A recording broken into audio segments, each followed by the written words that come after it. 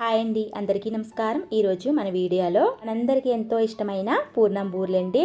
ఈ బూరెలు చేయడం కష్టం, ప్రాసెస్ ఎక్కువ రాదు అనుకున్న వారి కోసం పప్పు నానబెట్టి రుబ్బే పని లేకుండా, ఎవరి సహాయం లేకుండా ఓన్లీ పావు గంటలోనే 100 బూరెలను రెడీ చేసుకోవచ్చు. మరి ఈ టేస్టీ అయిన బూరెల్ని ఎలా తయారు చేసుకోవాలో దీని ప్రాసెస్ ఏంటో చూసేద్దాం.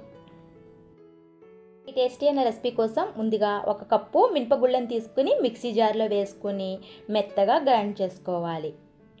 చూడండి, నేను గ్రైండ్ చేసిన తర్వాత చూపిస్తున్నాను. పిండి ఇలా చాలా సాఫ్ట్గా రావాలండి. ఎక్కడ పలుకులు లేకుండా మెత్తగా గ్రైండ్ చేసుకోవాలి. ఇప్పుడు జల్లెని తీసుకుని పిండిని జల్లించుకోవాలి. ఇలా జల్లించుకున్నాక పలుకులు ఉంటే తీసేసేయండి. ఇప్పుడు ఏ కప్పుతో అయితే మనం మినపగుళ్ళని తీసుకున్నామో అదే కప్పుతోటి కప్పున్నర దాకా బియ్యం పిండిని వేసుకోండి. 1 కప్పు మినపగుళ్ళు అయితే కప్పున్నర బియ్యం పిండిని వేసుకోవాలండి, కరెక్ట్ కొలత. ఇలా రెడీ చేసుకున్న పిండిని మనకి 5 నెలల వరకు స్టోర్ చేసుకోవచ్చండి. మనకి ఎప్పుడు బూరెలు కావాలితే అప్పుడు ఈ పిండిని తీసుకుని బూరెల్ని రెడీ చేసేసుకోవాలి. పిండిలోకి 1/2 టీ స్పూన్ దాకా సాల్ట్ వేసుకుని కొద్దిగా నీళ్ళని పోసుకుంటూ మనం పిండిని ప్రిపేర్ చేసుకోవాలి. ఒక్కసారి నీళ్ళని పోయొద్దండి, ఎందుకంటే పిండి లూజ్ అయ్యే అవకాశం ఉంటుంది కాబట్టి కొద్దిగా నీళ్ళని యాడ్ చేసుకుంటూ మనం బూరెల పిండికి ఎలాగైతే ప్రిపేర్ చేసుకుంటామో ఆ విధంగా ప్రిపేర్ చేసుకోవాలి. ఈ పిండి మరీ లూజ్ అవ్వకూడదు, అలాగని గట్టిగా అవ్వకూడదు. లూజ్ అయిందనుకోండి బూరెలు ఆయిల్ ఎక్కువ పీల్చేస్తుంది. మరీ గట్టిగా ఉందనుకోండి బూరెలు గుల్లదనం రాకుండా గట్టిగా ఉంటాయి. అందుకని పిండి ఈ విధంగా నేను ఇక్కడ వీడియో క్లిప్లో చూపిస్తున్నాను కదా, ఈ కన్సిస్టెన్సీలో వచ్చేలాగా మనం కలుపుకోవాలి. కలుపుకున్నాక పిండి మీద మూత పెట్టుకుని ఒక 10 నిమిషాలు పక్కన పెట్టుకుందాం. నెక్స్ట్ స్టవ్ మీద కడాయి పెట్టుకుని ఇందులోకి 1 టేబుల్ స్పూన్ దాకా నెయ్యి వేసుకోండి. నెయ్యి హీట్ అయ్యాక 1 కప్పు దాకా సుజీ రవ్వను వేసుకోండి. అదేనండి బొంబాయి రవ్వ అంటాం కదా, ఆ రవ్వ. ఈ రవ్వని మాడిపోకుండా లో ఫ్లేమ్లో ద్వారగా అయ్యే వరకు ఫ్రై చేసుకోవాలి.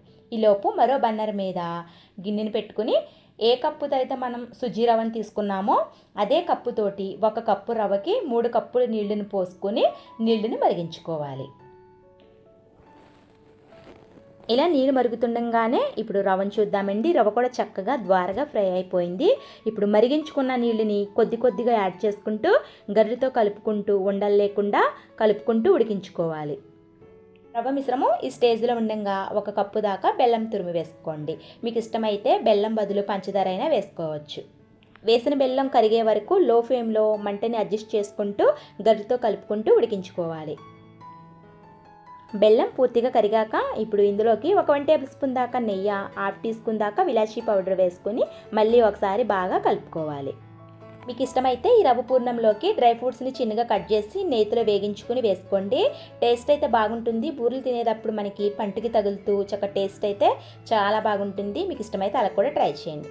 ఇలా పూర్ణం దగ్గర పడ్డాక ఇప్పుడు స్టవ్ ఆఫ్ చేసేసుకుని పూర్ణం కొద్దిగా చల్లారనిద్దాం. పూర్ణం గోరువెచ్చగా ఉండగానే ఇప్పుడు చేతికి నెయ్యి అప్లై చేసుకుని రవ్వలో నుంచి కొద్దిగా మిశ్రమాన్ని తీసుకుని చేతితోటి ఇలాగా మీడియం సైజులో బౌల్స్ కింద తయారు చేసుకోవాలి. ఇలా రవ్వంతా పూర్ణాలు ముందుగానే రెడీ చేసేసుకుని పక్కన పెట్టుకుందాం. నెక్స్ట్ పిండిని చూద్దామండి. పిండి కూడా చక్కగా నానిపోయి ఉంటుంది. ఇప్పుడు ఇందులోకి 1/4 టీ స్పూన్ దాకా వంట సోడాని కలుపుకుని పిండిని ఒకసారి బాగా కలుపుకోవాలి. బాగా టచ్ చేసుకోవాలండి. ఎంత బాగా కలుపుకుంటే మనకి బూరెలు పైన ఉన్న లేయరు చక్క క్రిస్పీగా వస్తాయి. బాగా కలుపుకోవాలి. ఇలా 1 నిమిషం పాటు కలుపుకున్నాక రెడీ చేసుకున్న పూర్ణాన్ని వేసుకుని మీకు ఇష్టమైతే చేత్తోనైనా స్పూన్ తోటైనా 2-3 సార్లు పిండితోటి కోట్ చేసుకోండి. బాగా కోట్ చేసుకోండి. ఇలా స్పూన్తో అయినా డైరెక్ట్గా ఆయిల్లో వేసేసుకోవచ్చండి. ఇప్పుడు నెక్స్ట్ డీప్ ఫ్రైకి ఆయిల్ పెట్టుకుందాము. ఇప్పుడు నేను వీడియోలో క్లిప్లో చూపించే విధంగా ముందు నేను చేత్తో వేసి చూపిస్తున్నాను చూడండి. పూర్ణం పిండిలో వేసుకుని బాగా కోట్ చేసుకుని కాగుతున్న ఆయిల్లోకి వేసుకోవాలి. బూరెలు వేసేటప్పుడు ఆయిల్ని మోడరేట్ హీట్లో పెట్టుకుని వేసుకోవాలండి. ఇక్కడ మీకు ఆయిల్లో ఎన్ని బూరెలు అయితే పడతాయో అన్నీ వేసుకోండి. వేసుకుని చక్కగా మంచి గోల్డెన్ కలర్ వచ్చే వరకు ఫ్రై చేసుకోవాలి. చూడండి, ఇలా మంచి కలర్ వచ్చాక ఇప్పుడు ఆయిల్లో నుంచి తీసేసి టిష్యూ పేపర్ మీద వేసుకుంటే ఎగస్ట్రా ఆయిల్ ఏమైనా ఉంటే పీల్చేస్తుంది. చూడండి ఎంత క్రిస్పీగా వచ్చాయో, చాలా టేస్టీగా ఉంటాయి. తప్పకుండా ట్రై చేయండి. చూడండి, బూరెలు ఇంకో ప్రాసెస్లో వేయడం చూపిస్తాను. పూర్ణం తీసుకుని పిండిలో వేసుకుని బాగా కోట్ చేసుకుని ఇలా స్పూన్ తోటి వేసుకోవాలండి. ఇలా మీకు చేతితో వేయడం రాదనుకున్న వారు ఇలా స్పూన్తో అయినా వేసుకోవచ్చు. చాలా బాగా వస్తాయండి. సరే కదండి, ఎక్కువ కష్టపడకుండా సింపుల్గా చేసుకునే పూర్ణం బూరెలు రెడీ. ఇంకా మ్యారేజ్ అయిన వారైనా వంట రాని వారైనా ఈజీగా తయారు చేసేసుకోవచ్చు. మరి ఎక్కువ కష్టపడకుండా సింపుల్గా చేసుకునే ఈ పూర్ణం బూరెల రెసిపీని మీకు నచ్చిందా? మీకు నచ్చితే లైక్ చేయడం, సబ్స్క్రైబ్ చేయడం మట్టుకి మర్చిపోవద్దు.